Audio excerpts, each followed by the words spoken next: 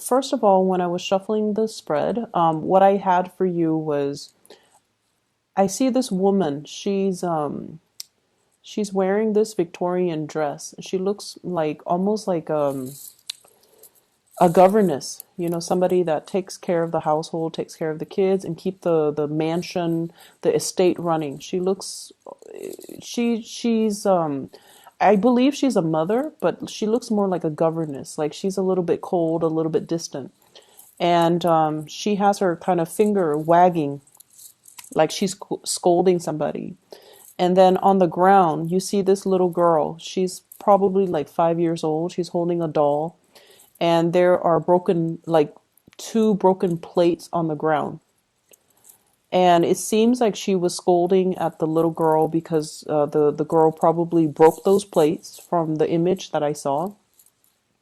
And the girl is sad, and she's kind of ashamed.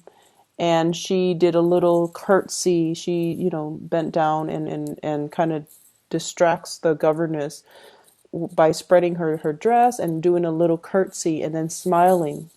And the governess, it seems like her heart is melted, and then she stops yelling or she stops scolding. That's what it feels like to me.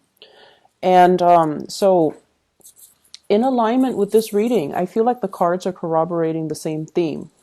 What I have here is the Page of Cups. And I feel like there is somebody in your life who is a little bit of a charmer, who's a little bit of an attention seeker. And I feel like, this is somebody that might have been very evasive when it comes to their responsibility. So it doesn't really matter how old they are. They could be a child, or they could be an adult acting like a child or behaving like a child. But they are a little bit of a charmer. Like they weasel their way out of situations by turning on the charm, turning on the waterworks. They know that they are cared for, and I feel like they tend to push boundaries a little bit. Okay, so if you're dealing with children, you want to be a little bit careful when it comes to their behavior and how oftentimes they can turn on the charms or the waterwork to get out of getting a scolding, or to avoid repercussions for their actions, or even to kind of charm their way into people's hearts. Okay, so that's what I'm getting. For some of you, this could literally be a child. For others, it could be a relationship partner, and then for others, family members. I'm also sensing as well coworkers. I'm not sensing it strongly, but I feel like it could be a coworker who is a little bit kind of like evasive when it comes to handling their responsibilities. So if this is somebody that you're dealing with in the work front, and I see this a lot for you guys, it's almost like energetically, you guys are such workaholics and you guys are such good workers that oftentimes you are put alongside people who are slackers. And I feel like, there is a major karmic lesson here about them needing to learn from you. It's almost like you're setting the bar really high. You're setting the standards of integrity and work ethics. And they're supposed to learn a big karmic lesson from you about personal responsibility, personal obligation, stepping up when other people are not in the picture, or stepping up regardless of who's looking. It's almost like we do what we need to do because it is a part of our responsibility. So whether or not the boss is watching, we still need to work. Whether or not we feel like it, if there's some group, some people that are dependent on us, we need to step up. Okay, so it's almost like you can charm, you can turn on the waterwork. The work is not going away. So we need to handle responsibilities because it is our obligation to the place of employment. It's also because other people are depending on us to do our due diligence and to, take care of responsibility. So they're supposed to learn these karmic lessons about, self-sufficiency, about as well understanding that they need to hold up their end of the bargain. And a lot of the times, from what you're supposed to be learning from them as well is to learn to ease up a little bit.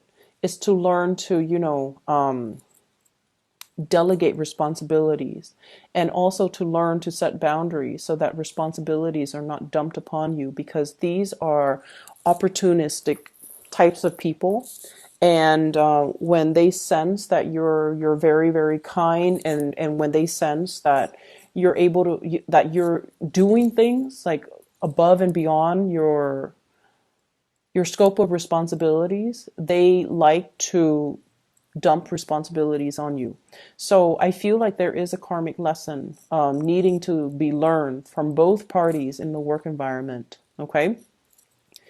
I definitely feel there is something cracking. It's almost like the straw that broke the camel's back. And so this week, there is a lot of responsibilities that you have to take care of. And you are not in a position to take on more. You're in a position to learn to say no to other people, to learn a very direct way to say no to people, to draw very clear boundaries, and to also set people in their place. Okay. What I have here is the 10 of Wands. This is a lot of things that you have to take care of, a lot of loose ends to tie up, a lot of things that you're physically carrying around. And if you are kind of like trying to avoid people, I usually think of this as like, he's using those wands to cover his face, not wanting to see people, not wanting to confront people, conflict avoidance, trying to just avoid certain people. This is really a week for you to step into this power with the Ace of Swords. This is like saying what's on your mind and meaning it, and learning to say no to people, learning to cut people out. Okay. The man on the horse, he's a little bit shocked by this Ace of Swords. It's coming out in such a fast and swift and truthful manner that he didn't expect. So if you have been kind of like, the doormat, I feel like this is the week where it's like, enough's enough. I'm not going to be taking on other people's responsibilities. I'm already, stretched thin. I'm already wearing multiple hats. I'm already going above and beyond my scope of responsibilities, and it's not fair. So you're going to set the record straight, and you're going to preserve your time, which is very little and very precious to you, so that you can take care of the things that you need to take care of. Okay. I also see as well, there might be issues when it comes overall with like conflict within the family. What I have in this spread though, and I don't want you to fret, okay? I have a lot of love. I have a lot of communication and a lot of love. And so the people around you, they truly, truly, truly care about you. Even those coworkers that slack off, they care about you. They don't want any harm to fall on you, not only because your use value to them. I feel like they like you as a person. They're just opportunistic. They would do this to anybody. So it's not personal, right? And I also feel like the family members, relationship partner even. What I have here is the Ace of Cups. You have two aces, Ace of Swords and Ace of Cups. Communication needs to come from the heart. Okay? It's not about scolding. It's not about, chastising somebody for their wrongful behavior. It's about telling them, you have to be a little bit more responsible with those plates. Like you broke those plates because you were reckless when you were playing. So being a little bit more delicate and gentle and toning down the communication when you're interacting with people that you love, and especially if you're interacting with people, it's almost like the delivery, the tone, the attitude matters a lot, and you want to be cognizant of that. Because what I feel in this spread is there's a lot of love involved, but maybe the delivery of a message needs to be changed, needs to be softened up, needs to be thought out a little bit better. Okay. But what I do feel is, there's definitely some people weaseling their way out of dealing with ramifications of their actions. There are also people as well. This is sort of like conflict, not seeing eye to eye with people, but it's a very slight, minor type of conflict. And a lot of it has to do with control issues, wanting to control other people, wanting to control environments, wanting to control a situation. This could be coming through from your end or from another person's end. But there's an element of control and wanting to have like a, it's like my way or the highway, you know.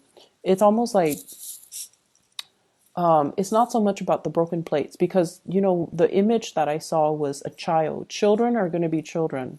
They're going to be a little bit reckless. They're going to be a little bit clumsy. And so after everything is said and done, the plates are already broken. The child's already ashamed. And so they don't need, you know, that further reprimand, I guess. Okay. So gauging a situation and picking your battles and knowing when to get involved and when to kind of withdraw. Okay. So that's what I'm sensing here. I feel like in relationships, there might be a little bit of conflict coming in. And I feel like it's ideological in nature. Ideological in nature. I have here a fire sign, a Sagittarius, an Aries, or a Leo.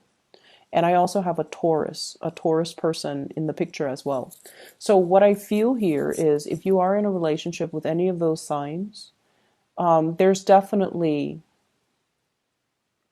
a lot of love, but I almost feel like ideological differences get in the way.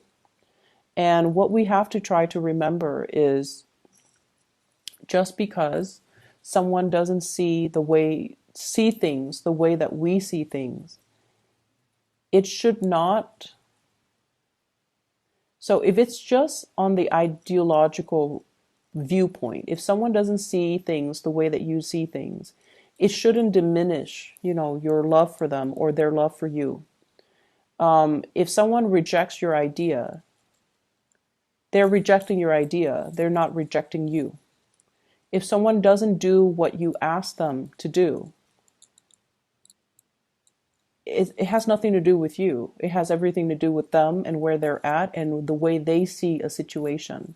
So ideological differences doesn't really diminish the love. It doesn't diminish or it doesn't undermine the love in the relationship. So seeing things from that perspective, I feel like is really going to help transform the way this relationship works for you. So we can agree to disagree. We don't always need to agree on all topics under the sun in order for us to work as a unit, in order for us to move forward, in order for us to, you know, be together. Okay, and that is with family, that is with love relationships, and I feel more so with love relationships. So I almost feel like there is a major separation between your work life and your personal life, which is probably a good thing. But I almost feel like you have double standards when it comes to what you tolerate from people who are really close to you versus the really bad behaviors that you tolerate from people in your work environment. And I mean, you know, we do have to do what we need to do in order to survive. So we know that work pays the bills. And so when we come to work, we have to behave in a different manner. But I almost feel like this set of double standards, okay? It's like treating strangers with a lot of compassion, but treating your loved ones with a lot of like criticism. That's what it feels like to me. Because I have with this Ace of Swords is on top and the Ace of Cups is on the bottom. It's like extending, being harsh with certain people and then extending love to other people. And you want to make sure that the people are deserving, okay? You want to make sure that the people that are doing their due diligence, that are, you know, taking care of their responsibilities, are the ones that should be getting the love and the support. Whereas the ones that have been reneging on their responsibilities, that, you know, leave things to the last minute, are the ones that should be getting chastised. So I feel like directing your energy towards the right people rather than directing your focus, directing your energy towards the right people rather than penting up your energy and your anger and then having it come out directed towards the wrong people, the ones that don't deserve it, the ones that are just like on the sidelines, and the ones that have nothing to do with the root of the problem. Okay, so this is a week for us to kind of reassess where we have been too harsh and where we are giving our energy. And especially if we're giving our energy to people that are charming and just evasive and irresponsible, when we should be giving the love to people who are, doing their fair share of the work, who are responsible, who have been nothing but honest. So I feel like that element is coming through. You might be called in to mediate situations as well. And I feel like there might be, I'm seeing like an interview panel. It's like they're deciding on the next candidates, and somebody might call out sick, and you might be kind of like interim. You might be called in to fill that position on a panel where you are assessing people's work potential. You're assessing people's skills. You are assessing people's work history. So I don't know if you're on a panel to do that. So like I said, somebody might call out sick. You might be a filler. Or if you do this on a regular basis, I feel like there will be a lot of good candidates. Okay, so be careful about those charming ones. Be careful about the ones that are, super articulate. But when it comes to their work history, and you want to make sure you follow up and call their references, okay, and asking the right questions. So I definitely feel like it's going to be a very busy week. There's lots to do and lots to take care of, and you need to keep your kind of like your mind razor sharp and pick your battle so that you're not stretched too thin. Um, I'm seeing as well, I honestly feel many of you have a lot of support from the people in your work environment, especially the higher ups, okay? I mentioned this with Libras as well, but I also feel it coming through from you. With Libras, it seems like they're getting a lot of assistance. And I feel like with you, you don't reach out. You never reach out when you have, when you need assistance. You are very stoic, and this is like earth sign. This is typical earth sign energy.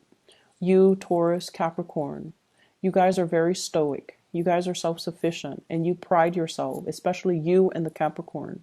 You pride yourself on being self-sufficient, on being able to do things on your own. And you work best actually when you're on your own, when you're left to your own devices, because you know what needs to be done. And so the whole process regarding teamwork, group effort, all of those things are nice in theory, but in real life, they hinder progress. In real life, if you're left to your own devices, that's when magic happens. And so you might be shying away from group work. You might be shying away from, working together with other people, because everyone's going to have their own agenda, and everyone is not on the same page when it comes to their reliability, and everyone's not on the same page when it comes to their ability to take care of things. So I feel like, group work is just like the bane of your existence. I'm also sensing as well, um, I'm also feeling as well, and this is, relationships. For those of you who have recently broken off a relationship, and especially if children are involved, like a separation, a divorce, or something like that, I feel almost like a coming together in the relationship for the sake of the kids, wanting to resolve things or wanting to stay together, wanting to give it one last try, or wanting to, make amends and repair these rifts, because there's a lot of love. There's definitely a lot of love. And there's definitely, the element of children involved as well. Because you want to keep the environment stable, and just you think it's going to be good for the kids. Make sure all parties are on board, and make sure that, it's almost like you should do it for the kids, but at the same time, if you know this is a cyclical merry-go-round, if you know that, you're going to get into heated arguments with your partner, it's best not to keep that energy around the children, okay? Learning to air out the dirty laundry, learning to air out these things behind closed doors, I feel is the best strategy. Okay, so you might be dealing with somebody who's very explosive. Like when they're upset, they need everybody to know that they're upset. They're kind of like a little bit like dramatic. Okay, and I feel like keeping that energy a little bit tame, or having that conversation with your partner so that you can have these, so that you can remove the children away from the conflict, or you can, air out your differences behind closed doors. I feel like that's the more adult thing to do. So that's all that I have for you, Virgos. I hope the reading resonates. I hope it has been helpful for you. And I do wish you all the best, okay?